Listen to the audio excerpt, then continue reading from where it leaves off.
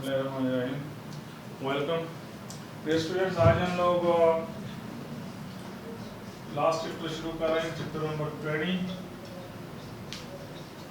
Nuclear physics. तो nuclear physics important chapter है, इससे बहुत ज़्यादा एमसीक्यूज आए हैं पास पेपर। अगर आप उठा के देखें ईटा में बाज़ औक़ात ऐसे आए हैं कि एक ही टेस्ट में 5-5, 6 एमसीक्यूज भी इस चैप्टर से आए हैं। तो ये बहुत इंपॉर्टेंट चैप्टर है। तो इसमें सबसे पहले हम लोग बात करते हैं एटॉमिक न्यूक्लियस की। तो कोई भी एटॉमिक न्यूक्लियस जो है हमारे पास, उसको हम X से डिनोट करते हैं। इसमें एक A होता है और एक Z होता है। A आपको पता है मैस नंबर है और नंबर ऑफ प्रोटॉन और न्यूट्रॉन का सम है, और Z जो है प्रोटॉन नंबर है या फिर इलेक्ट्रॉन नंबर है Z। और इन दोनों का जो डिफरेंस है ये न्यूट्रॉन नंबर है। इससे पास पेपर में भी एमसीक्यूज आ चुके हैं। न्यूक्लियस दिया होता है, एक दफा दिया हुआ था यूरेनियम का न्यूक्लियस के, इसमें न्यूट्रॉन की तादाद बताओ, इस तरह में आया इसमें प्रोटॉन की तादाद बताओ। तो ये इस तरह सीधा साधा एमसीक्यूज आता है। ऊपर प्रोटॉन जमा न्यूट्रॉन होते हैं और नीचे सिर्फ प्रोटॉन होते हैं। तो ऊपर वालों से नीचे वालों को माइनस कर दो तो आपको न्यूट्रॉन नंबर मिल जाएगा। तो ये एमसीक्यूज के लिए बहुत बेसिक बात है। और याद रखें ऐसे न्यूक्लियाइड्स, अगर आपके पास एक न्यूक्लियाइड है X, उसका न्यूक्लियर नंबर है AZ और दूसरा है Y AZ, तो अगर आपके पास Z नंबर सेम हो, Z क्या हो, इक्वल हो, तो ये X Y भी है नेचर वाइज सेम हो सकते हैं। और A नंबर इवन इक्वल ना हो तो इनको हम बोलते हैं आइसोटोप्स। आइसोटोप्स में क्या बात बताई कि आपके पास प्रोटॉन नंबर सेम होते हैं, न्यूट्रॉन नंबर सेम नहीं होते। ये टेस्ट में भी आ चुका है कि जो आइसोटोप्स होते हैं वो किस वजह से मुख्तलिफ होते हैं, या न्यूट्रॉन के फर्क की वजह से जो न्यूक्लियाइड होते हैं उनको क्या कहते हैं, आइसोटोप्स। ये टेस्ट में आ चुका है ये आपके पास। और दूसरा जो है, अगर एक न्यूक्लियस X है AZ और दूसरा न्यूक्लियस Y है AZ, तो Z नंबर जब सेम हो तो ये X और X सेम होता है। जैसे आपको पता है हाइड्रोजन है तो दूसरा भी हाइड्रोजन होगा। हाँ, एक को प्रोटियम कहोगे तो दूसरे को ड्यूट्रियम कहोगे, एक को प्रोटॉन दूसरे को न्यूट्रॉन तीसरे को ट्राइटॉन कहोगे, या कार्बन है, जितने भी उसके आइसोटोप्स हैं तो वो सेम होती है, उनकी केमिस्ट्री सेम होती है, सिर्फ फिजिक्स मुख्तलिफ होती है। लेकिन अगर आपके पास मैस नंबर सेम हो, Z नंबर सेम ना हो, तो वो न्यूक्लियाइड भी सेम नहीं होते और इनको हम बोलते हैं आइसोबार्स। आइसोबार्स सेम क्या बताया उनका आपको मैंने, सेम मास नंबर होगा और वो खुद सेम नहीं होंगे। अगर इनकी एग्जांपल मैं आपको दे दूं, जैसे कि आपके पास हीलियम का ये आइसोटोप है और ट्राइटॉन है, तो ये आइसोबार्स हैं। और इनकी आइसोटोप की एग्जांपल देना तो मेरे ख्याल में आपके साथ मजाक करना है, आप आइसोटोप से बहुत अच्छे से वाकिफ हैं, 9th क्लास से पढ़ रहे हैं, क्या एग्जांपल दो। और तीसरे नंबर पे जो है डियर स्टूडेंट्स, कि अगर एक न्यूक्लियस X है, दूसरा न्यूक्लियस Y है,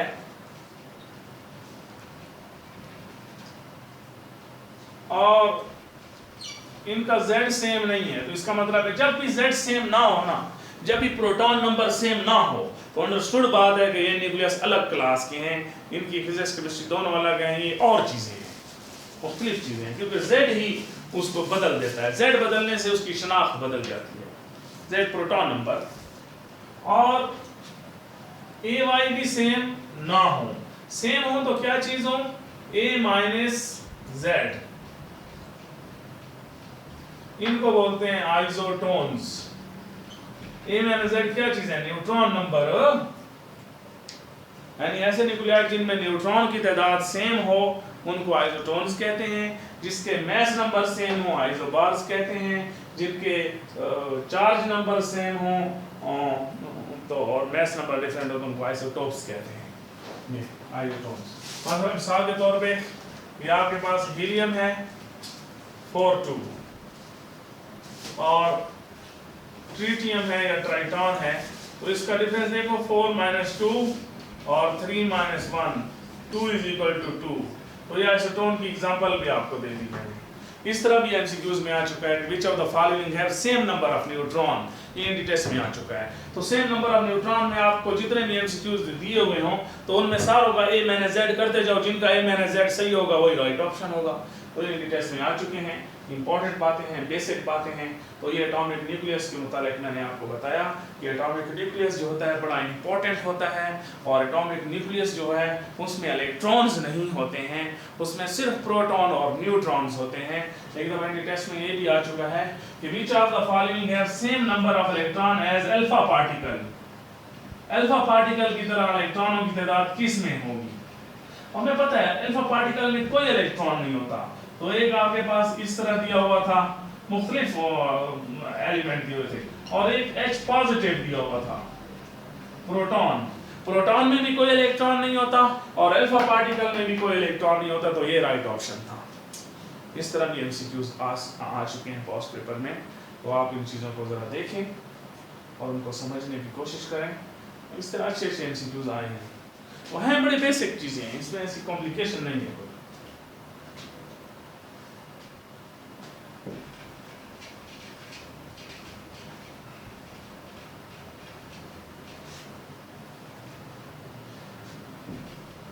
एक और इस तरह के एमसीक्यूज आए हैं, मैं उधर देख लेता हूँ बुक में, मेरे जहन में आ रहा है।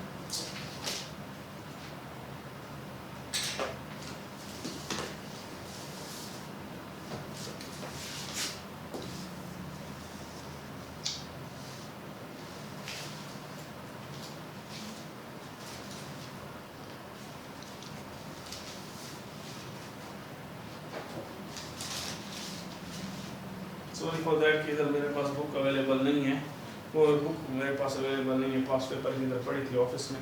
तो उसमें ये था कि जैसे पास पेपर वाली बुक दे,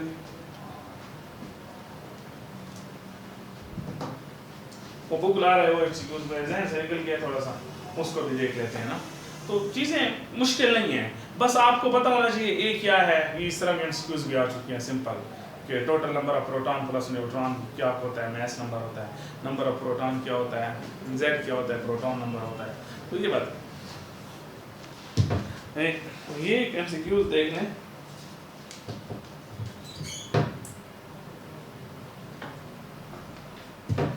इतना बड़ा चैप्टर है, इसमें बहुत ज़्यादा एमसीक्यूज आए हैं पास पेपर में।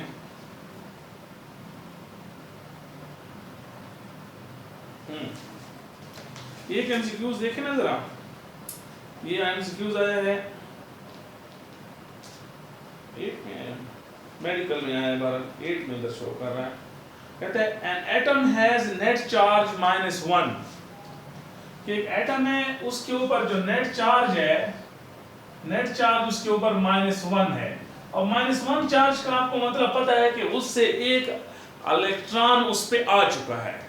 फिर कह रहा है हैज 18 इलेक्ट्रॉन, मतलब है उसके पास जो इलेक्ट्रॉन की तादाद है उसके अराउंड वो 18 इलेक्ट्रॉन्स हैं। तो -1 चार्ज है, 18 इलेक्ट्रॉन कुल मौजूद है, और माइनस इसका मतलब है इसके अपने जो इलेक्ट्रॉन्स हैं वो कितने हैं, 17 है। तो इसका Z पता चल गया है 17, क्योंकि उसका चार्ज -1 है, तो इसका मतलब है 18 इलेक्ट्रॉन -1 चार्ज के साथ हैं। इसका मतलब है इसके अपने 17 थे और एक -1 इलेक्ट्रॉन आने की वजह से इसके पास 18 हो चुके हैं। ठीक है, ये बात हमने कंक्लूड की है। एंड इट हैज 20 न्यूट्रॉन्स, इसमें जो न्यूट्रॉन यानी कि प्रोटॉन कितने हैं, 17, और न्यूट्रॉन कितने हैं, 20। ये क्वेश्चन है, इसका मैस नंबर बताना था। तो इसका मैस नंबर देख लो, 20 37 इसका मैस नंबर है। देखो कितना है, थोड़ा सा अच्छा एमसीक्यूज है, एंट्री टेस्ट में आया है, मेडिकल के टेस्ट में ये एमसीक्यूज आया है कि एक एटम के ऊपर इलेक्ट्रॉन -1 है और 18 इलेक्ट्रॉन है। तो -1 एक आया हुआ है बाहर से और 18 इसी वजह से हुए पड़े हैं, इसका मतलब अपने 17 है और अपने इलेक्ट्रॉन प्रोटॉन की इक्वल होते हैं। तो प्रोटॉन नंबर हमें मिल गया, न्यूट्रॉन नंबर दे रखा है, तो ये चीज हमने कंक्लूड कर लिया है। तो इसका नेक्स्ट नंबर 30 सी ऑप्शन था इसका।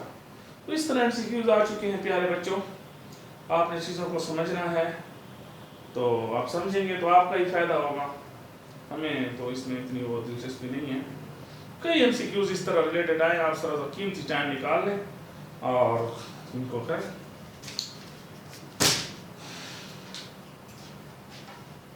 बहरहाल टाइम बहुत लगता है चीज़ों पे, एक तवज्जो देना बहुत टाइम लगता है। उसके बाद हमारे पास चूंकि बात जो चली हुई है एटॉमिक न्यूक्लियस की, और न्यूक्लियस की मैंने आपको टाइप्स बता दी हैं और आपको पता होना चाहिए कि कुछ ऐसे आइसोटोप्स हैं जो रेडियो एक्टिव हैं, उनको हम रेडियो आइसोटोप्स कहते हैं।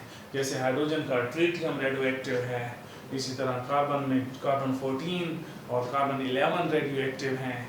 एक कार्बन 11 पॉजिटिव बीटा एमिटर है, positive carbon 14 negative beta emitter है। इसी तरह जो है मुख्तलिफ रेडियो एक्टिव आइसोटोप्स होते हैं, तो उनको हम रेडियो आइसोटोप्स, और यूरेनियम के तमाम रेडियो एक्टिव हैं। आपको पता है 82 से अबव मैस नंबर हो तो तमाम एलिमेंट वैसे ही रेडियो एक्टिव होते हैं, तो आइसोटोप्स बिलो 82 भी रेडियो एक्टिव होते हैं, तो उनको फिर हम रेडियो आइसोटोप्स या रेडियो एक्टिव आइसोटोप्स कहते हैं। यानी अब अगली कहानी जो हमारे पास है वो आपके पास है न्यूक्लियर मैसेज। तो आपको पता होना चाहिए कि किसी भी एटॉमिक न्यूक्लियस के अंदर जो मैस होता है, टोटल मैस, वो प्रोटॉन और न्यूट्रॉन नंबर की तादाद होती है, और न्यूक्लियर मैस को हम लोग जिस यूनिट में ज़ाहिर करते हैं उसको हम एटॉमिक मैस यूनिट कहते हैं, AMU, एटॉमिक मैस यूनिट। तो एक AMU के मुतालिक हमारा ये मानना है कि it is the 1/12 of the mass of carbon 612 atom. ये आपके पास एक AMU है, और एक AMU को यूनिफाइड और इसकी न्यूमेरिकल वैल्यू 1.66 × 10⁻27 किलोग्राम है। तो ये आपके पास, उसको आप सिंपली यूनिफाइड मास की वैल्यू आपको आनी चाहिए, एटॉमिक मास यूनिट उसकी वैल्यू आपको आनी चाहिए, और आपको पता होना चाहिए कि 1 kg जो है फिर वो आपके पास, और अगर आप इसको देखें तो ये आपके पास 1/6.66 × 10⁻27 इन यूनिफाइड मास आ जाएगा। तो 1 kg जो है ये क्या बला है, ये 6.023 × 10⁻26 है, जो कि यूनिफाइड है, एवोगाड्रो नंबर है। आप कह सकते हैं ये 23 है तो मैं किलोग्राम ले रहा हूँ, तो एवोगाड्रो नंबर को 23 की बजाय 26 ले रहा हूँ। तो ये सारे रिलेशंस आपको आने चाहिए। 1 kg में एवोगाड्रो नंबर जो यूनिफाइड मैसेज होते हैं, और एक यूनिफाइड मैस में 1 एवोगाड्रो नंबर kg होते हैं। ये सारी बातें आपको पता होना चाहिए, ठीक है। और मैस ऑफ इलेक्ट्रॉन जो आपके पास 9.11 × 10⁻31 किलोग्राम है, वो यूनिफाइड मैस में इस तरह है। ये वैल्यू आपको याद होनी चाहिए। इस तरह मैस ऑफ न्यूट्रॉन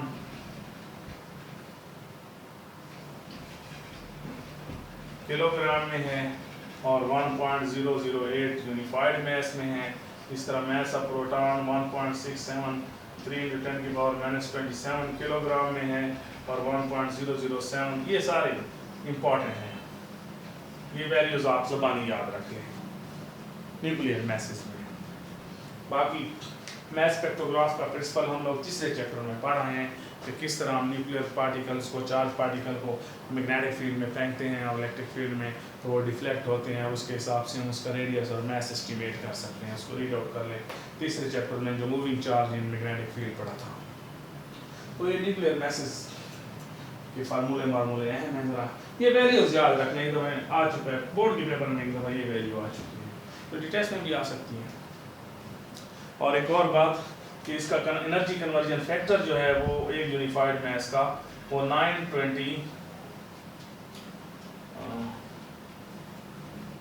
937 है मेगा इलेक्ट्रॉन वोल्ट एक यूनिफाइड मास का, नहीं 931 है मेगा इलेक्ट्रॉन वोल्ट। इसका कितना है 0.51 मेगा इलेक्ट्रॉन वोल्ट, हम पढ़ चुके हैं ये इसमें पेयर प्रोडक्शन में। इसका कितना है 938 मेगा इलेक्ट्रॉन वोल्ट, इसका कितना है 937 मेगा इलेक्ट्रॉन वोल्ट, ये 931 है। तो ये वैल्यूज भी एनर्जी कन्वर्जन फैक्टर भी याद रखें कि एक इलेक्ट्रॉन एनर्जी में कन्वर्ट हो जाता है तो 0.51 mega electron volt energy liberate करता है, न्यूट्रॉन हो जाए तो 938 मेगा इलेक्ट्रॉन वोल्ट और प्रोटॉन हो जाए तो 937 और खुद एटॉमिक मास यूनिट 931। ये वैल्यूज याद रख लें, इनको दिमाग में बिठा लें, एमसीक्यूज के लिए आ सकते हैं, नॉलेज बेस्ड एमसीक्यूज आ सकते हैं इनसे।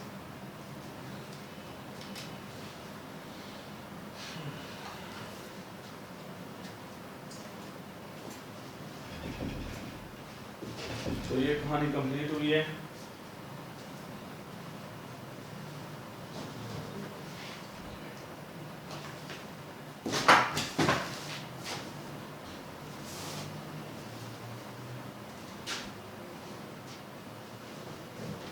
ओके, डस्टर नहीं मिल रहा मुझे।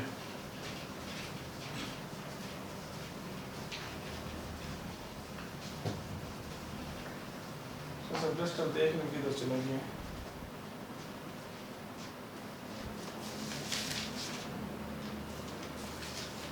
ओके, तो ये कहानी थी। उसके बाद हमारे पास जो अगली कहानी है वो आपके पास जो अहम टॉपिक है वो है न्यूक्लियर फोर्स।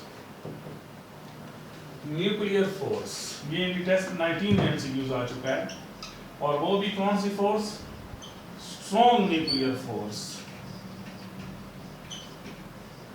आपको पता होना चाहिए कि नेचर की जो फोर्सेस हैं, नेचर में जो फोर्सेस हैं वो कितनी हैं, बेसिक याद रख लें।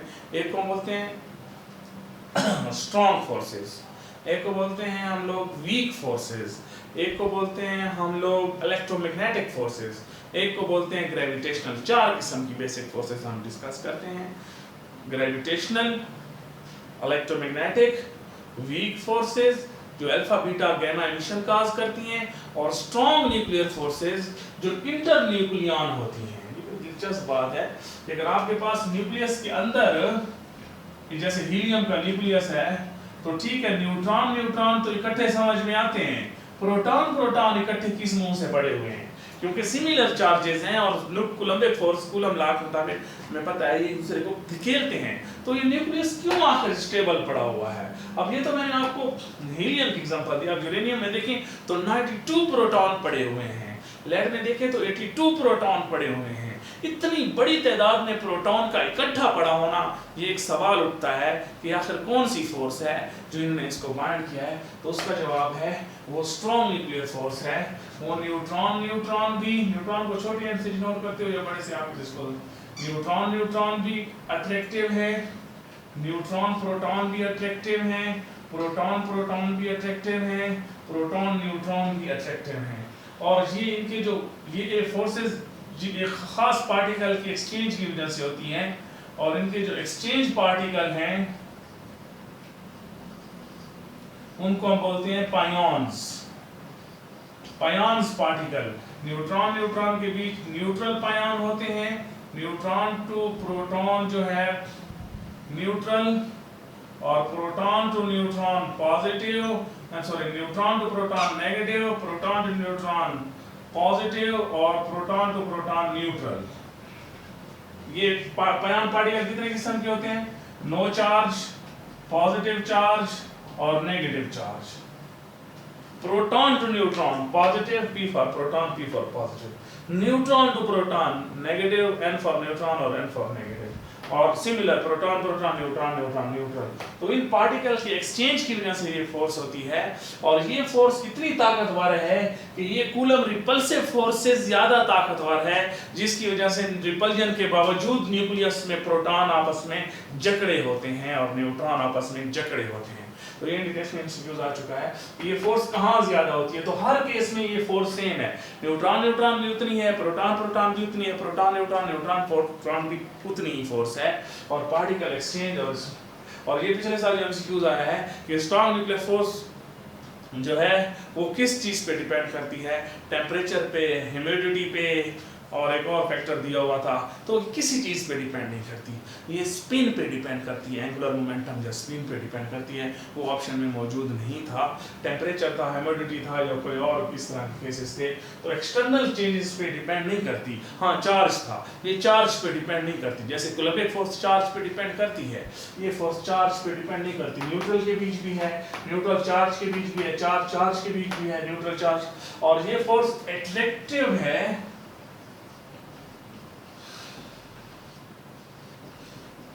विद रिपल्सिव कोर, इसका कोर रिपल्सिव है, लेकिन डिस्टेंस 0.4 मीटर से, मीटर नहीं 0.4 फर्मी से कम हो जाए डिस्टेंस जो है that is less than 0.4 Fermi, तो ये फोर्स पे रिपल्सिव बन जाती है, वरना ये अट्रैक्टिव है।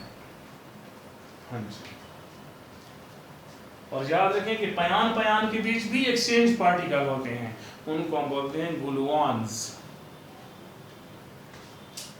तो ये इसको स्ट्रॉन्ग न्यूक्लियर फोर्स कहते हैं। और ये स्ट्रॉन्ग न्यूक्लियर फोर्स इस बात की जिम्मेदार है कि आखिर न्यूक्लियस के अंदर ये तमाम न्यूक्लियन आपस में जुड़े हुए क्यों हैं, तो those are due to the strong nuclear force which is usually attractive and it becomes repulsive when distance is less than 0.4 Fermi कितना होता है, फर्मी FM सिंबल फेमटोमीटर है, फर्मी। That is interesting. उम्मीद करता हूँ कि आपको कहानी समझ आई होगी। अब एक और कहानी जो इम्पोर्टेंट है वो ये है कि mass defect and binding energy।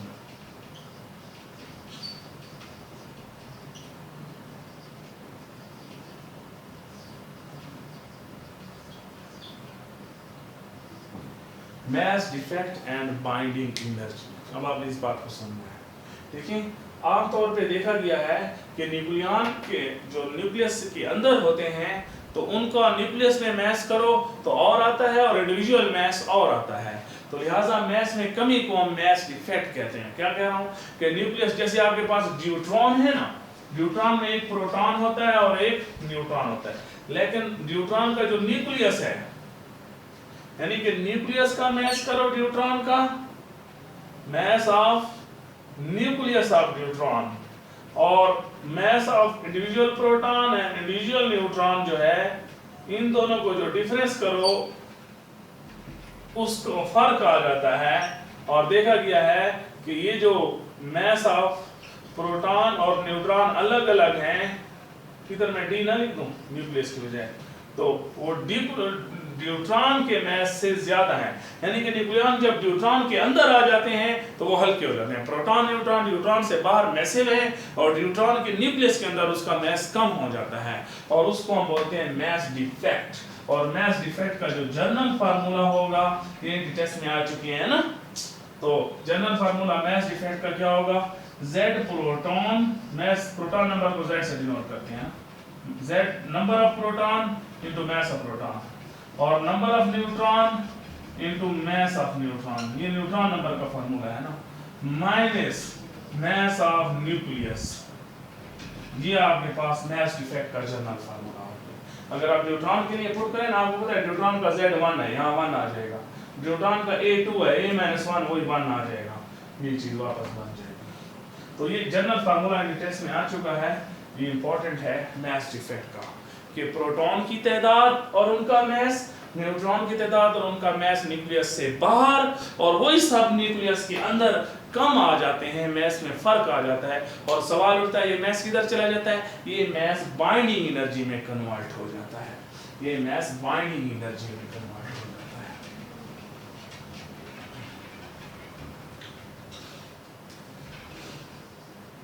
Binding energy, minimum energy required to separate the nucleon from the nucleus, तो वो जो बाइंडिंग एनर्जी है वो आपके पास mass defect into c square के हिसाब से आती है कि वो जो mass defect है इसको c square से मल्टीप्लाई करो तो वो एनर्जी आ जाती है जो न्यूक्लियस को तोड़ने के लिए, न्यूक्लियन को सेपरेट करने के लिए खर्च होती है।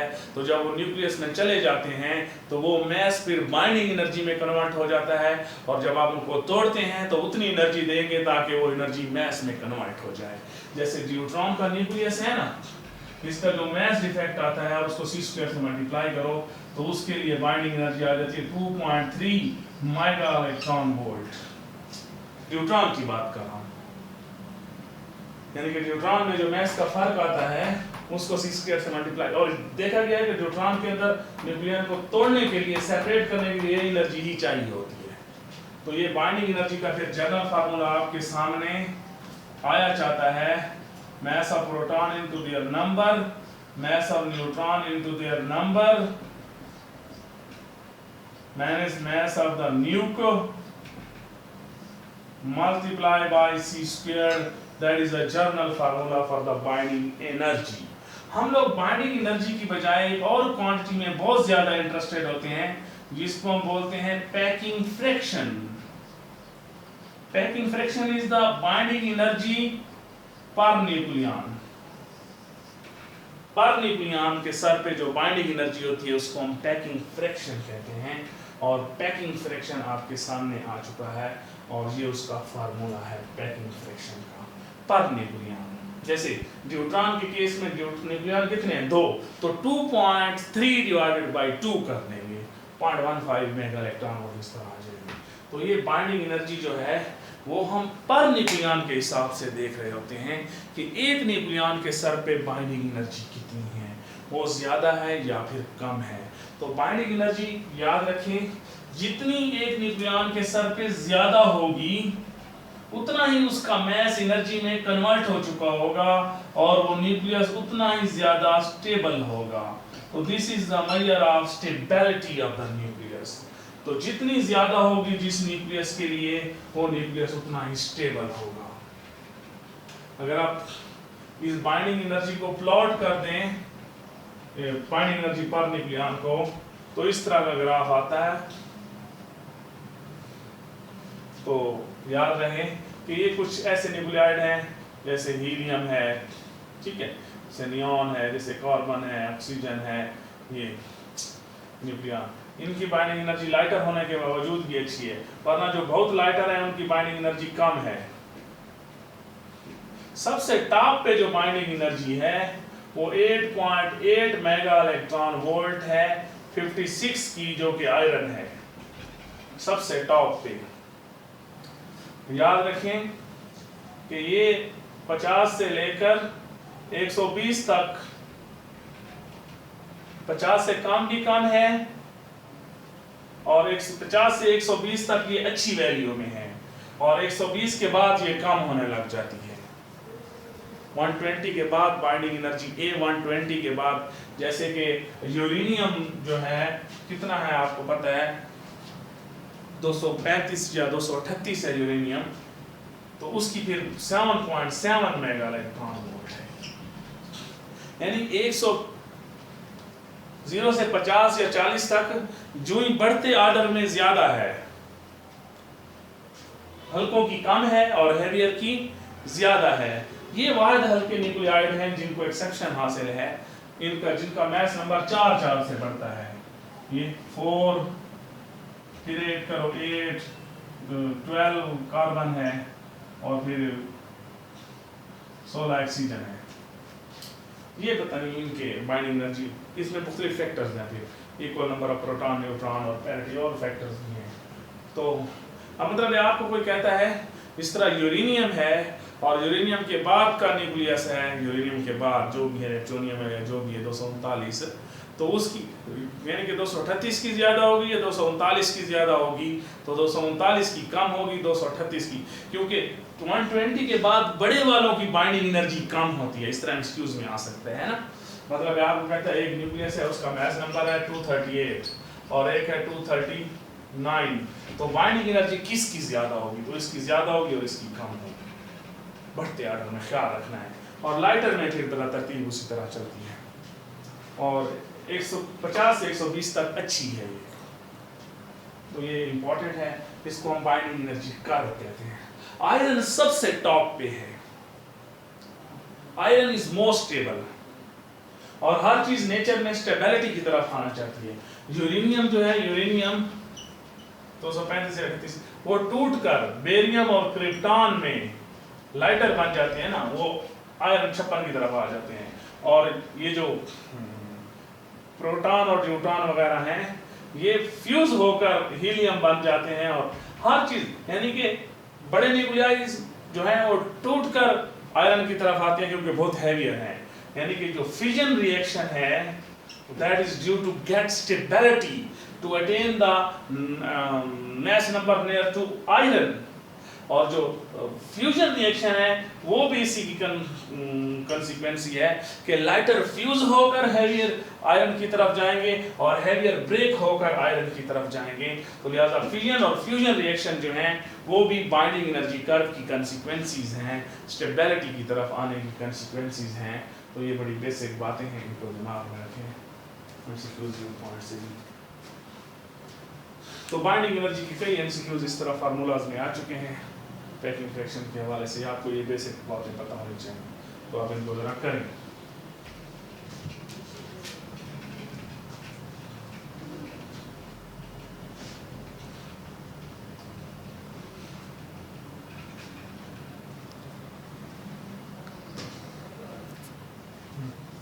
ओके, अब हम अगले टॉपिक की तरफ मूव करते हैं जिसका नाम है रेडियो एक्टिविटी,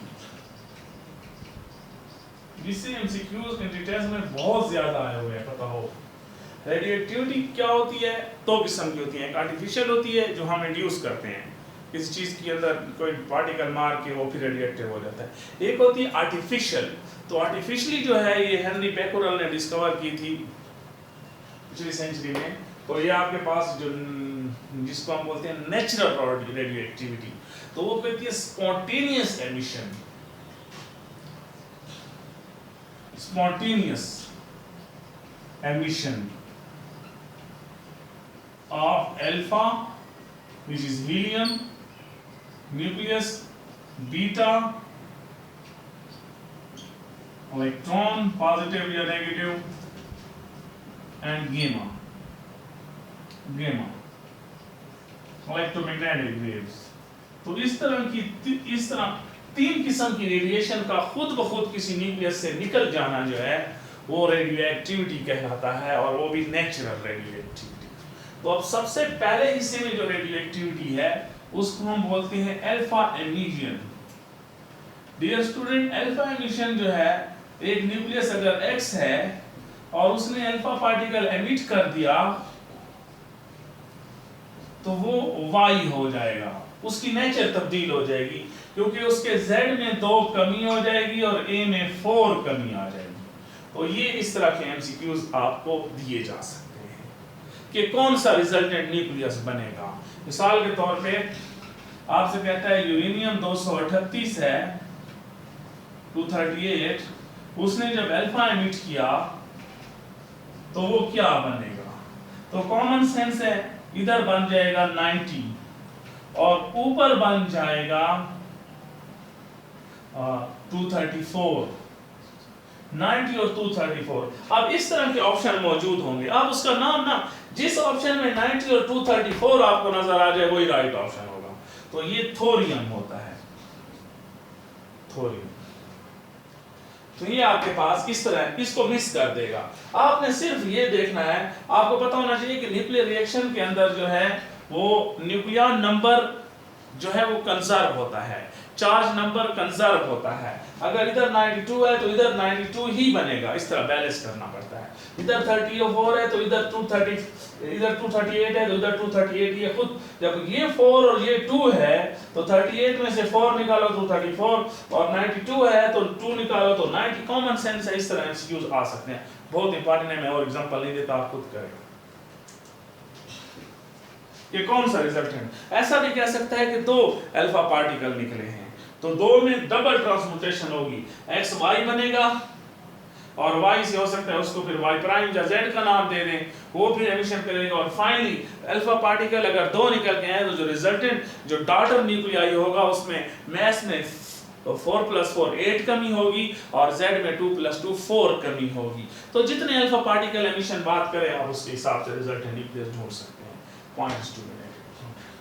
उसके बाद जो बीटा एमिशन है, इससे तो बहुत ही ज्यादा टेस्ट में एमसीक्यूज आए हैं, वेरी इंपॉर्टेंट, पता नहीं क्यों इनको इतना पसंद है।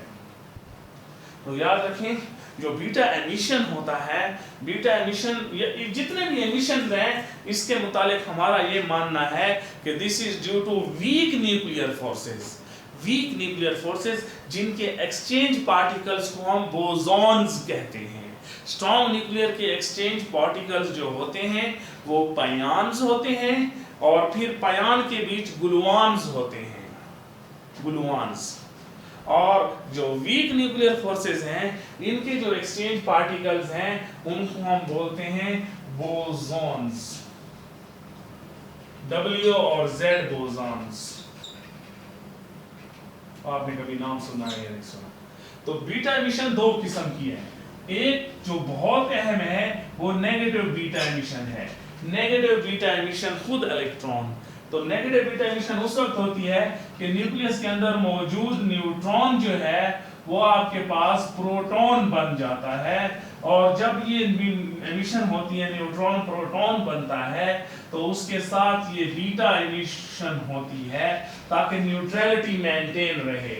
न्यूट्रल पार्टिकल ±0 1 1 + 0 1 ये, और स्पिन को और एनर्जी को कंजर्व करने के लिए इसके साथ न्यूट्रिनो भी निकलता है, इलेक्ट्रॉन का न्यूट्रिनो निकलता है।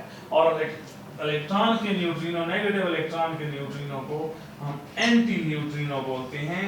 और कान खोल के सुन लो, न्यूट्रिनो पे ना चार्ज होता है ना ही इसका मैस होता है। वैसे इलेक्ट्रॉन का अपना मैस जो इतना थोड़ा है तो इसका मैस भी, न्यूट्रॉन और इलेक्ट्रॉन का पार्टिकल है, इससे एसोसिएटेड पार्टिकल है। तो न्यूट्रिनो पे ना चार्ज है ना मैस है, बीटा पे नेगेटिव चार्ज है, नो मैस है, प्रोटॉन को आप बहुत अच्छे से वाकिफ हैं। तो ये एमिशन बहुत इंपॉर्टेंट है, इससे कई एमसीक्यूज आ चुके हैं। आपको कह रहा था कि लेड है, लेड 82 है, तो हमें पता है बस नेगेटिव बीटा एमिशन तब होती है जब न्यूट्रॉन क्या बनता है, प्रोटॉन, और जब न्यूट्रॉन प्रोटॉन बन जाएगा न्यूट्रल पार्टिकल चार्ज पार्टिकल तो Z में इजाफा होगा या कमी, इजाफा होगा। ये Z, और जब प्रोटॉन एमिट हुआ, यानी प्रोटॉन एमिट नहीं मतलब नेगेटिव बीटा एमिट हुआ विद एंटी न्यूट्रिनो तो XY बन जाएगा और Z में एक इजाफा हो जाएगा। तो जब भी आपको ये बात की जाए कि बीटा पार्टिकल एमिट हुआ है प्लस माइनस नेगेटिव, जब बीटा का जिक्र है तो उसका मतलब वैसे हमारा नेगेटिव बीटा होता है, Z को तब्दील भी नहीं किया हुआ था। और एक दफा इस तरह है कि किया हुआ था लेकिन 82 था, 82 को 83 किया हुआ था लेकिन वो लिखा हुआ लेट था, तो ऐसा तो नहीं है। जब भी बीटा पार्टिकल निकलेगा XY बनेगा। जी आप टाइम टेबल देख के बता देना कि मेरी क्लास खा ली थी। 14 है ना, ये जो बीटा एमिट करता है तो बीटा एमिट करता है तो आपको पता है ये 7 हो जाएगा, 7 और 14 ये फिर नाइट्रोजन बन जाता है।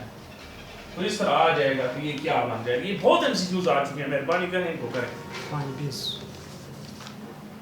20 पे मेरी क्लासेस खत्म हो रही हैं, लिहाजा आप लोग ऑनलाइन हो जाएंगे 5:30 पे। 5:30 पे आप लोग ऑनलाइन होंगे कल के लेक्चर में। बस कल कोशिश करते हैं ख़त्म करें, कल नहीं तो परसों तो जरूर ही ख़त्म हो जाएगा थोड़ा सा। तो प्यारे बच्चों, अब अगर नेगेटिव बीटा एमिशन की तो बात में मतलब आपको नेगेटिव बीटा एमिशन का पता चल गया कि नेगेटिव बीटा एमिशन में जो एक्सचेंज पार्टिकल बोसॉन्स शामिल हैं उनमें होगा ये कि पड़ा हुआ न्यूक्लियस जो है वो जो है न्यूक्लियस में पड़ा हुआ न्यूट्रॉन प्रोटॉन हो जाता है।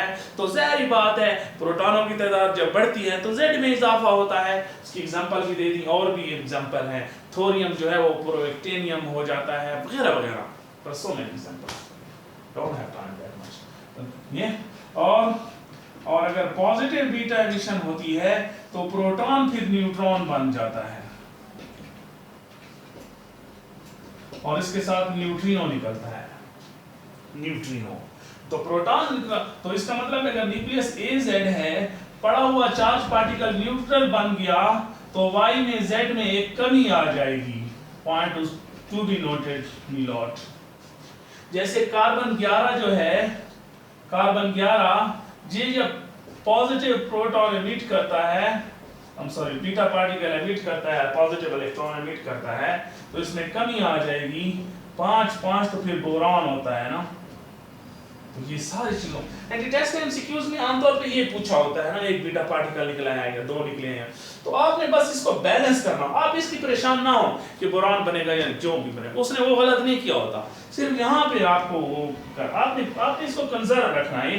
6 है 1 + 5 6 है, या तो 0 है, 11 है 11 + 0 तो A नंबर और Z नंबर को हमेशा कंजर्व रखना है, इक्वेशन को बैलेंस रखना है, आपको फटाफट पता चल जाएगा कौन सा पार्टिकल निकल रहा है। और याद रखें, जब भी बीटा पार्टिकल निकलता है उसके बाद अभी अनस्टेबल होता है न्यूक्लियस, तो फिर गैमा निकल आता है। जितने भी बीटा एमिटर हैं वो फिर फर्दर गैमा एमिटर हैं, फर्दर स्टेबिलिटी। और गैमा एमिशन में जो ट्रांजिशन होती है वो न्यूक्लियन की ट्रांजिशन होती है, इलेक्ट्रॉन ट्रांजिशन नहीं होती है एमसीक्यूज में। और गैमा एमिशन में ना ए में फर्क पड़ता है ना जेड में पड़ता है, बस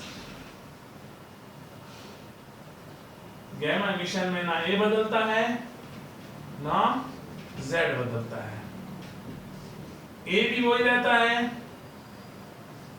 Z भी वही रहता है,